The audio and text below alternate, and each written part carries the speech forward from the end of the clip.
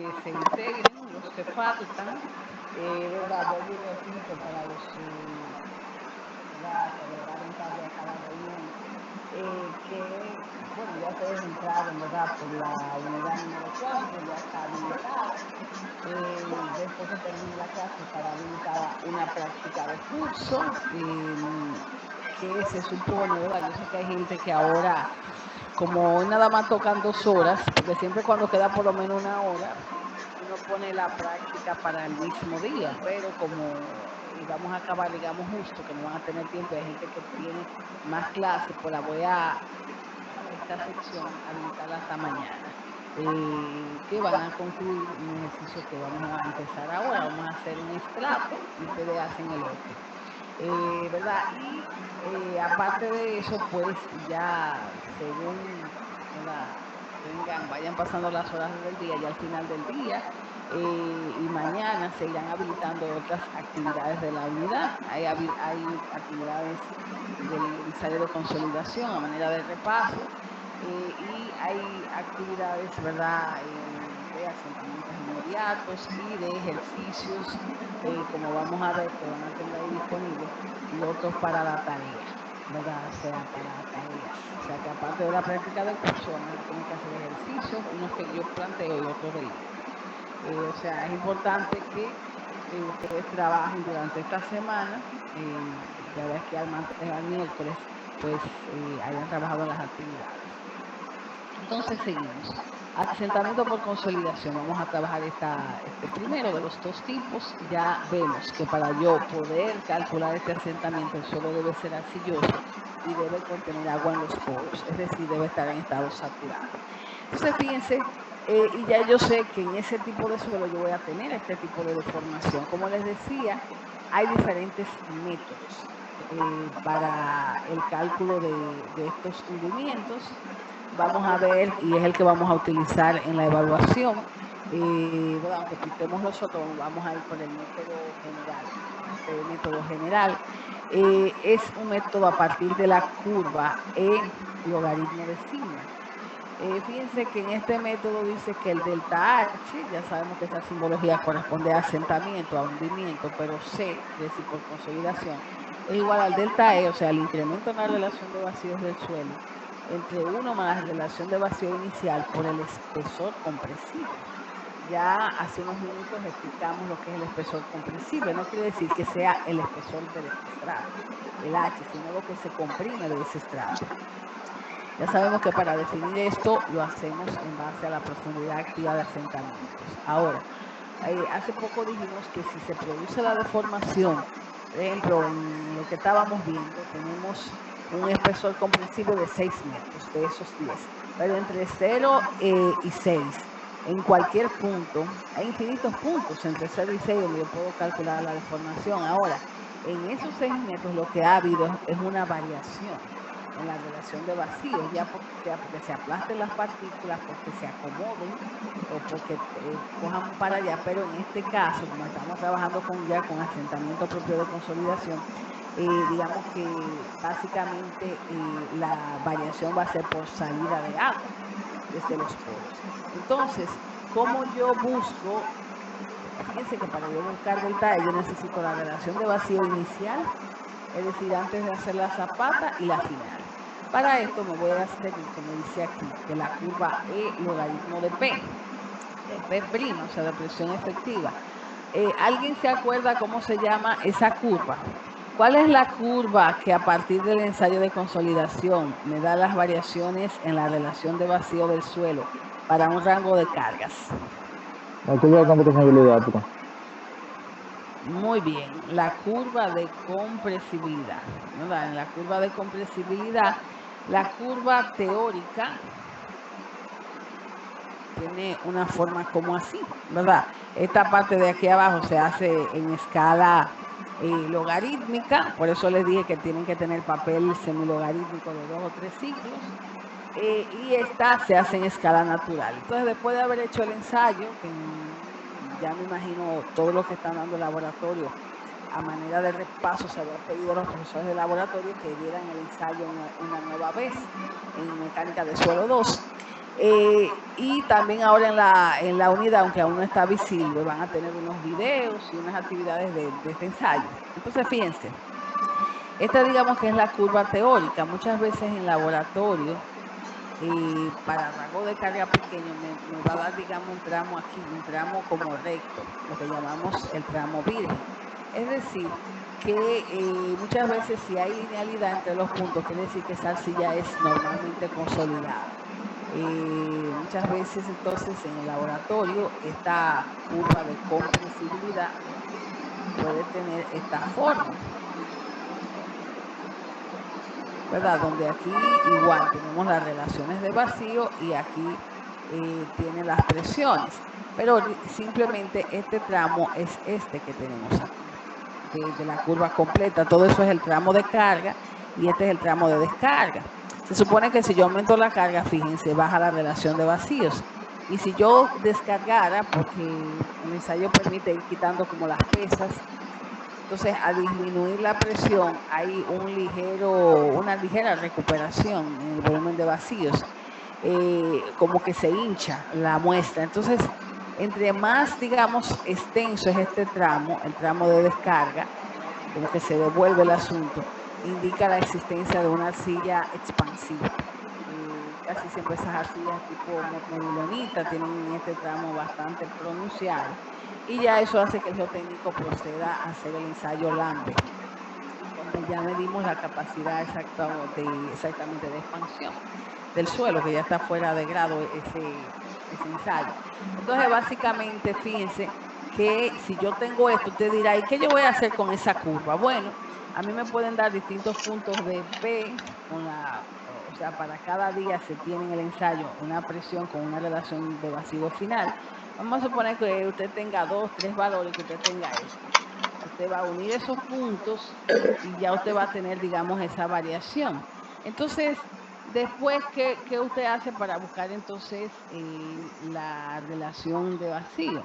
Bueno, como yo necesito la relación de vacío inicial y la final, pues yo voy a calcular la presión inicial en el suelo, que ya ustedes saben que es la presión por peso propio, en el punto a considerar. Ya dijimos que vamos a tomar el punto a la mitad del estrato compresible, si estamos trabajando con asentamiento medio. Entonces, si yo entro con ese valor, si está en toneladas, lo llevo a kilos centímetros, que en la curva de laboratorio por lo general están en esa unidad. Entro aquí, corto mi gráfica y aquí voy a obtener el valor de el E inicial, ¿verdad? Aquí yo tengo el E inicial del suelo. Y después entro con el valor, y eso lo vamos a ver ahora en el ejemplo, de la presión final. Entonces, en la presión final, usted entra aquí a su gráfica hecha a escala y obtiene entonces el valor del E final. Ahora, con E inicial y E final, usted busca la diferencia y usted va a tener aquí al delta E. Porque el delta E es la diferencia entre E inicial y E final. Entonces ya usted tiene el delta E y tiene el E inicial. Y simplemente usted va a sustituir en esa fórmula. Ahora, ¿quién es esa presión final? La presión final es la sumatoria de la presión inicial en ese punto más el incremento de P. Recuerden que el incremento de P es lo mismo que el esfuerzo inducido que usted calcula por Boussinesq, ¿verdad? Por Boussinesq hemos aprendido a calcular ese sigma I, ¿verdad? El esfuerzo inducido, que representa el incremento de presión. Entonces, ese incremento de presión a la presión inicial le va a dar un valor de presión final. Y ya con presión inicial y final, usted entra en la curva de compresibilidad de ese suelo obtenida en el laboratorio. Entonces, usted puede estimar cuál es la variación en la relación de vacíos y incluirla aquí en la fórmula. Ese es un método bastante preciso porque usted está en ese ensayo, usted está determinando realmente cómo varía, o sea, cuál es la compresibilidad del suelo, cómo varía la relación de vacío frente a distintas cargas. Y cuando usted une los puntos, la variación, ya sea que le caiga en el tramo virgen o no, le está dando, digamos, el real comportamiento de ese suelo ante las cargas. Es muy sencillo, pero necesariamente hay que tener curvas de compresibilidad. O sea que se puede trabajar a partir de ensayos índice, de propiedades índice, como son humedad, límite líquido, porque a veces hay, digamos, estudios preliminares donde se hacen ya esos estudios más sencillos, sino que aquí tiene que tenerse obligatoriamente hecho el ensayo de consolidación. Entonces, ese es el primer método, ¿verdad? Que sería entonces, se llama método general. El método general consiste en buscar las relaciones de vacío inicial y final del suelo a partir de presión inicial y presión final, todo utilizando, ¿verdad?, a escala lo que es la curva de compresibilidad obtenida en el ensayo de consolidación. Entonces ese método se puede aplicar siempre que tengamos esa variación, ¿verdad? Si tenemos esa curva, podemos irnos por ese método. También, si se han hecho pruebas de consolidación, hay otro método, por ejemplo, que es utilizando el coeficiente de variación volumétrica. El coeficiente, o sea, este método es a partir del MB, o coeficiente de variación volumétrica, y simplemente el MB, que está en función de la V, que es la pendiente de la curva en el tramo recto, se supone que ya si se hizo la prueba, el laboratorio también tiene ese dato, el MB, usted lo multiplica por el delta P, que es el esfuerzo inducido de Boussinesq, o sea, lo que llega en el punto que usted está investigando por el espesor compresible. Esta fórmula, usted dirá, pues este es el método, este es más rápido, pero eso amerita que usted trabaje con estratos muy pequeños, porque usted lo que está diciendo es que el MB es constante, y eso no es cierto.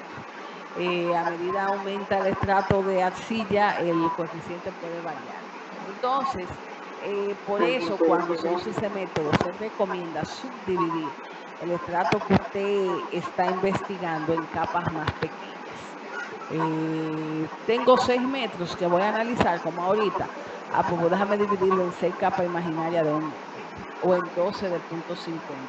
Aplico la fórmula en cada estrato y en el punto medio de cada estrato fijo mi punto y después sumo todo. Y entre más usted subdivida, más preciso es el resultado, ¿verdad? Aquí fíjense que ese delta P usted lo puede buscar según Boussinesq o según otros métodos, ¿verdad?, que hemos mencionado. De hecho, hay una tarea que van a hacer de esos otros métodos. Claro, ya de investigación, porque para evaluación no vamos a ir solo por Boussinesq, porque realmente, por ejemplo, en esta nueva modalidad, tenemos que dar, digamos, lo básico, porque mecánica de sólido es bastante largo, al menos cuando usted quiere trabajar los temas con concepto, ¿no? Entonces, ¿qué tenemos? Tenemos que aquí ya vemos el otro método. Nosotros ya dijimos que vamos a trabajar a partir del método general. Este es el método del coeficiente de variación volumétrica.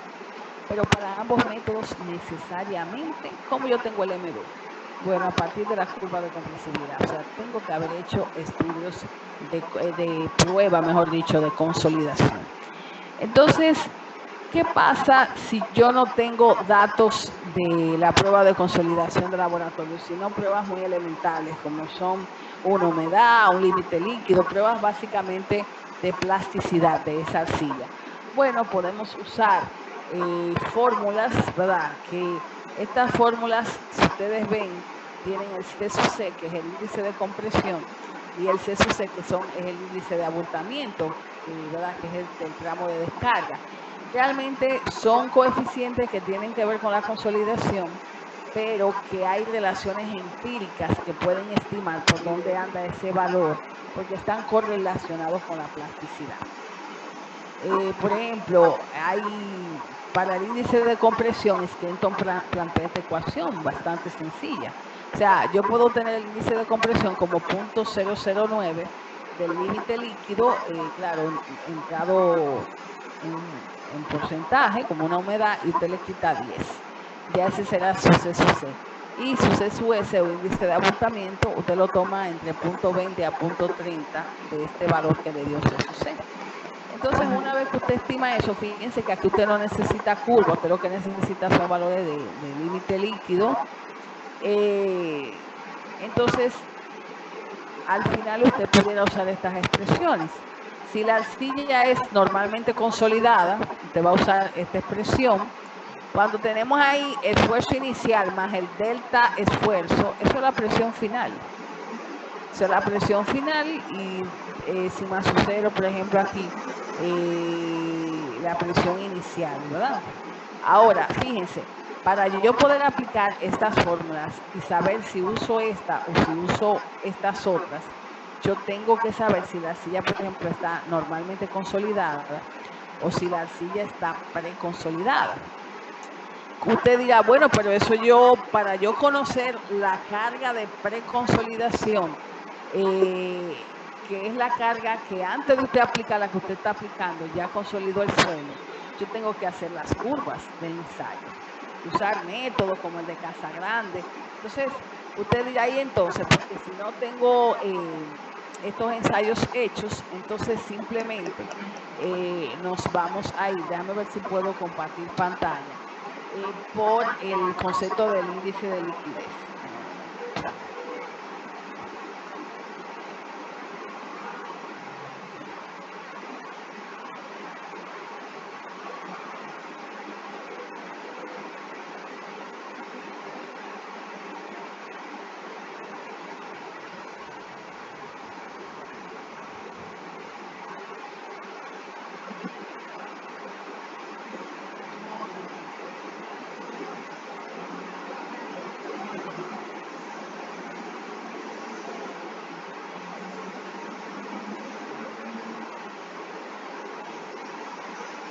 Ahí se está visualizando lo del índice de liquidez. Porque le di como compartir pantalla, me queda frisado. ¿Ustedes lo están chequeando? Sí. Se ve ahí.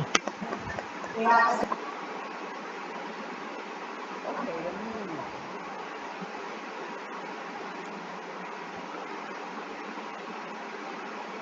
Ok, entonces, si yo tengo hechos solamente, como dijimos, pruebas básicas, como es estas son de plasticidad, los límites de plasticidad, yo puedo calcular el índice de liquidez. El índice de liquidez, aquí le llaman LI, eso por las siglas en inglés, o al revés lo puede poner.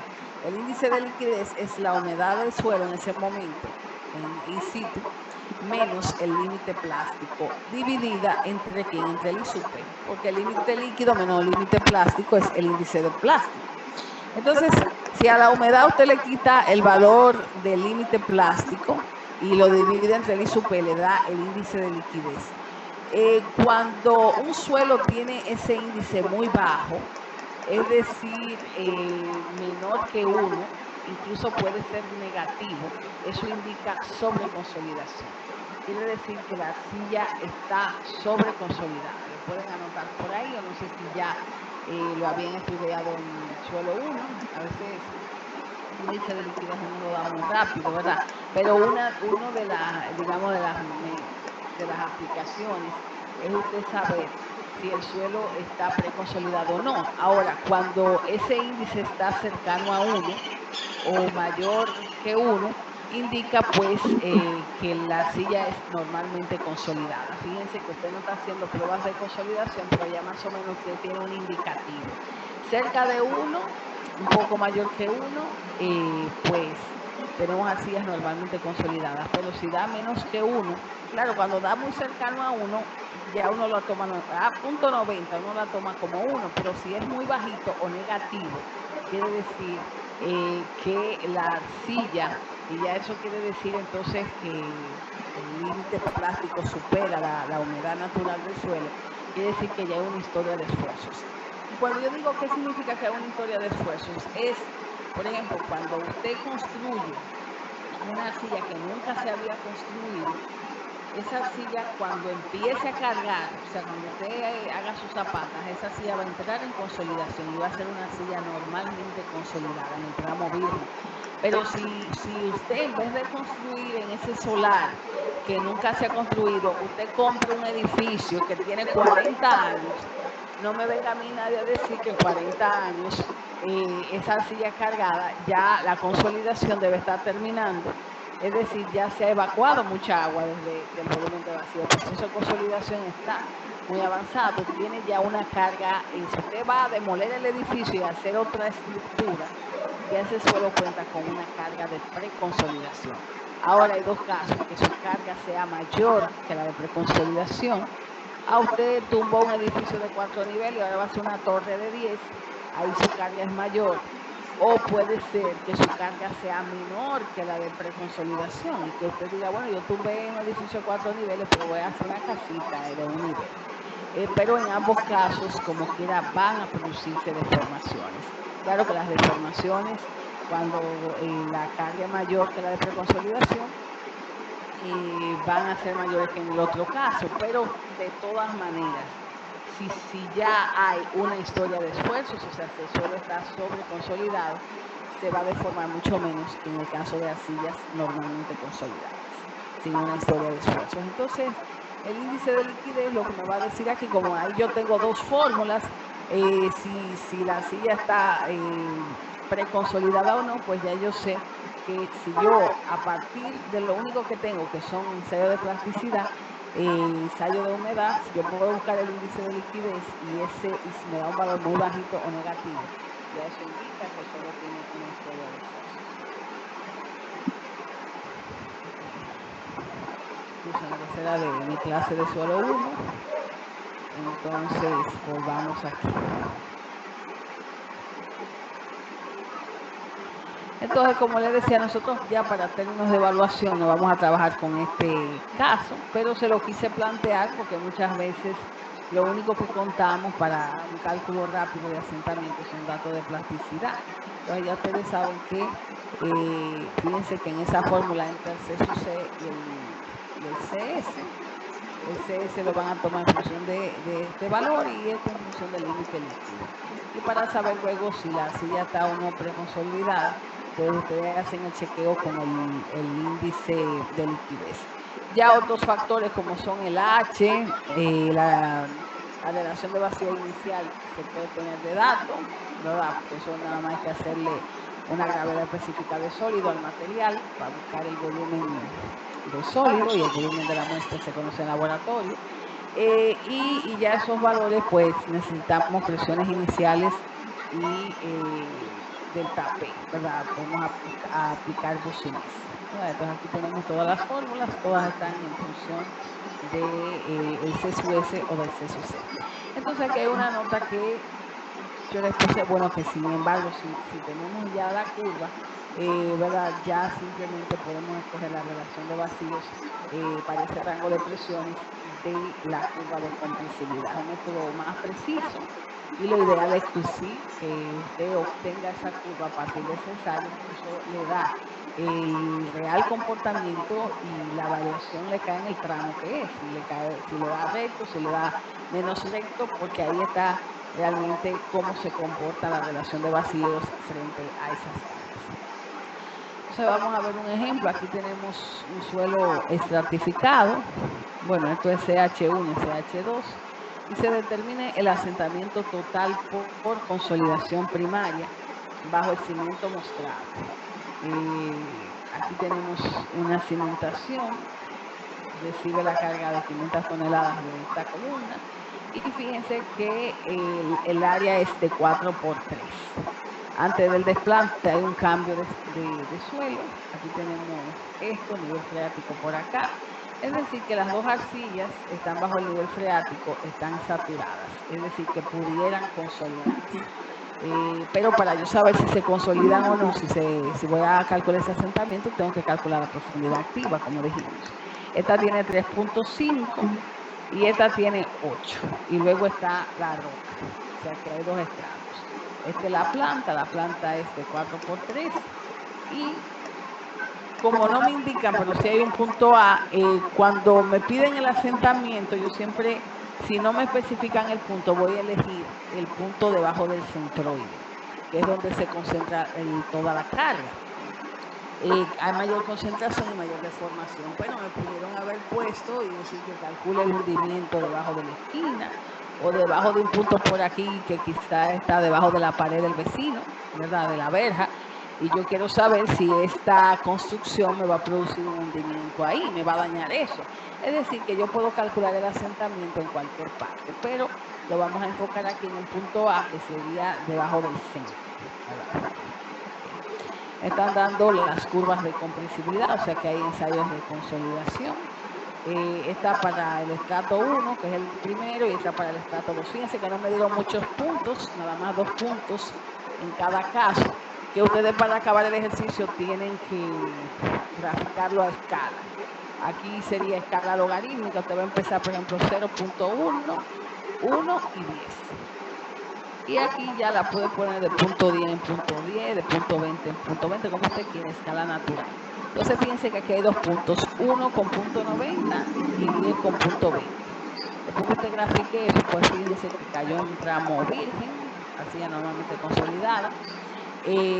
Igual para este otro caso. Aquí ya la otra silla varía diferente. Aquí para uno era punto 90 y aquí para uno era punto 85 y para 10.35. Usted empieza así, punto 0.1, 1 y 10. Porque con potencia de 10 la escala logarítmica. Ahí te va a tener sus 2 curvas, ¿verdad? Entonces, pero vamos a ver si hay que usar a las 2. Entonces yo le puse aquí, digamos, un procedimiento por paso que les recomiendo seguir. Lo primero es determinar los esfuerzos. ¿Cuál es esa presión total que llega al suelo? Tenemos que ese sigma o W es igual a P sobre A. Aquí tenemos 500 por 3 por 4, yo chequeé eso. Eso da 41.67 toneladas metro cuadrado. Es decir, que la presión máxima que llega aquí en el fondo, a partir de que es la que se va a distribuir, son 41 y algo de toneladas.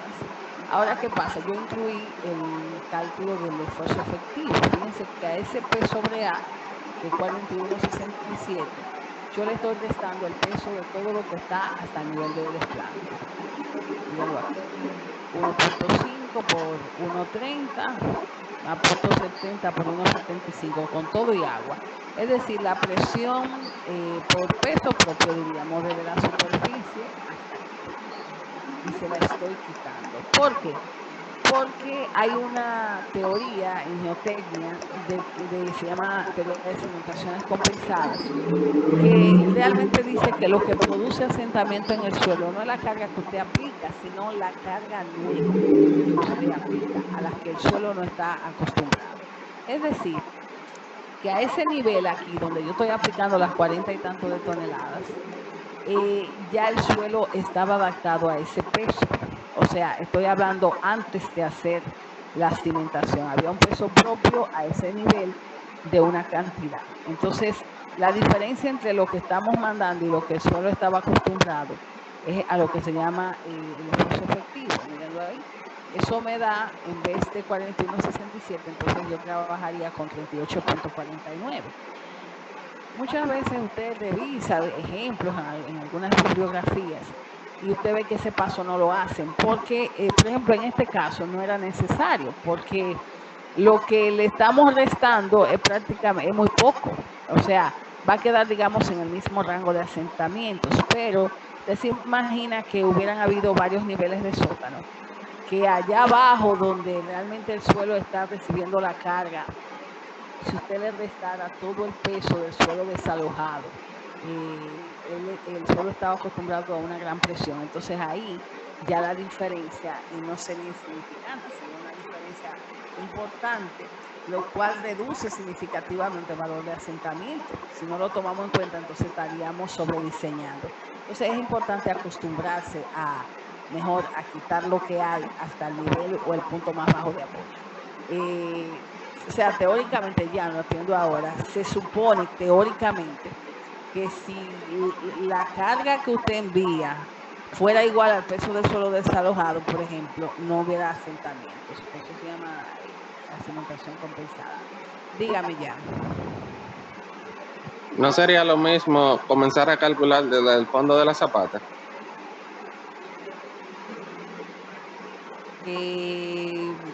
Bueno, no sé. Tú dices, ¿cómo así?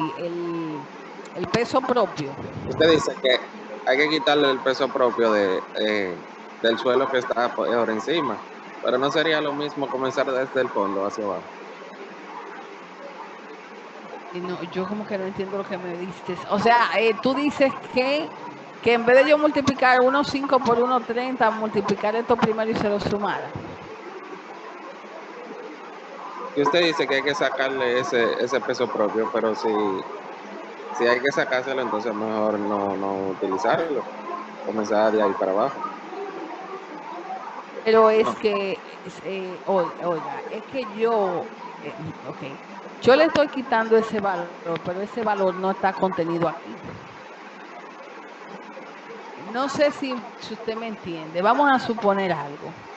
Usted, bueno, déjame ponerme yo. Yo cargo una lata en mi cabeza, llena de cualquier cosa. Yo tengo un peso, vamos a suponer una lata de naranjas, de un tamaño y con una cantidad fija de naranjas.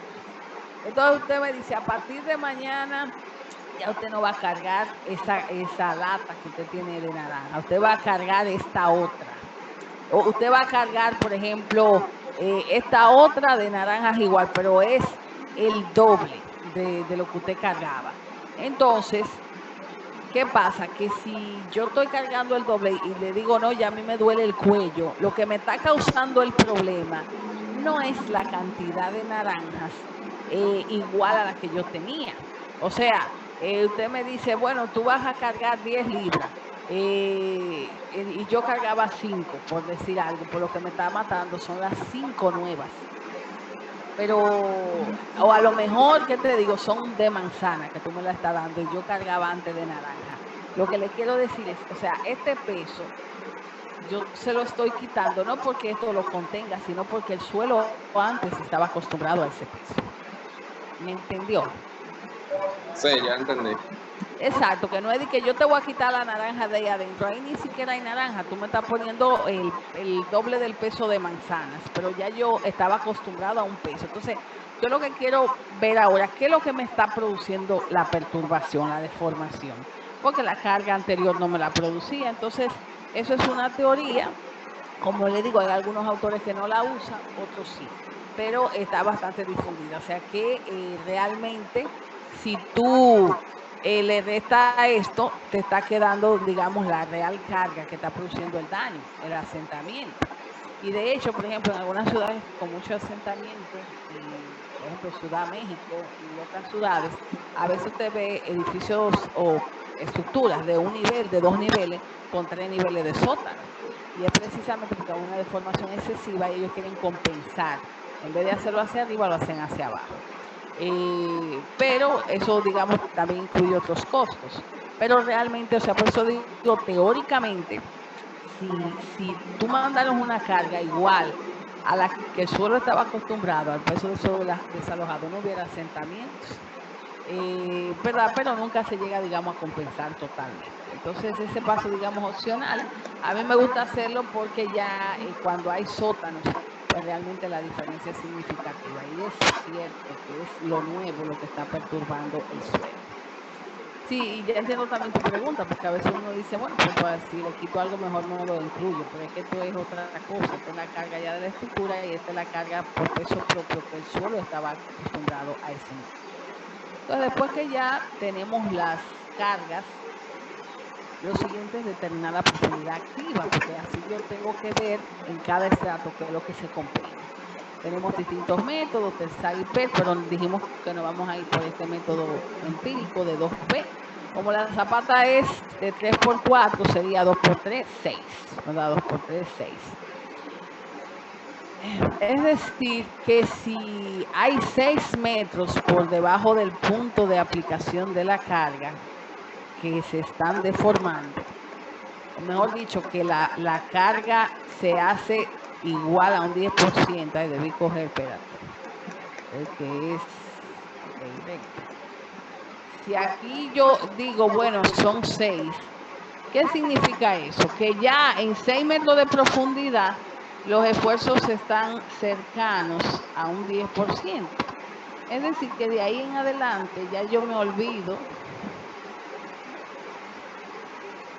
de ahí para allá, ya yo voy a decir que yo no voy a tomar eso en cuenta porque las deformaciones son mínimas. Entonces, ¿qué significa eso? que del primer estrato, el primer estrato tiene 3.5, se comprime completo. Sí. Claro, porque los esfuerzos todavía son considerables. Y del segundo, que tiene 8 metros, se comprime completo. No. No, ¿cuánto se comprimen? 2.5. Exacto, 2.5, porque 2.5 más 3.5 me da ¿cuánto? Me da 6.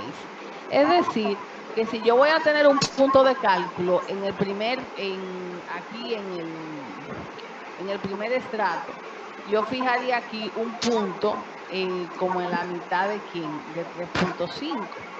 Pero para el segundo caso, yo voy a fijar uno por aquí, en la mitad de 1.5.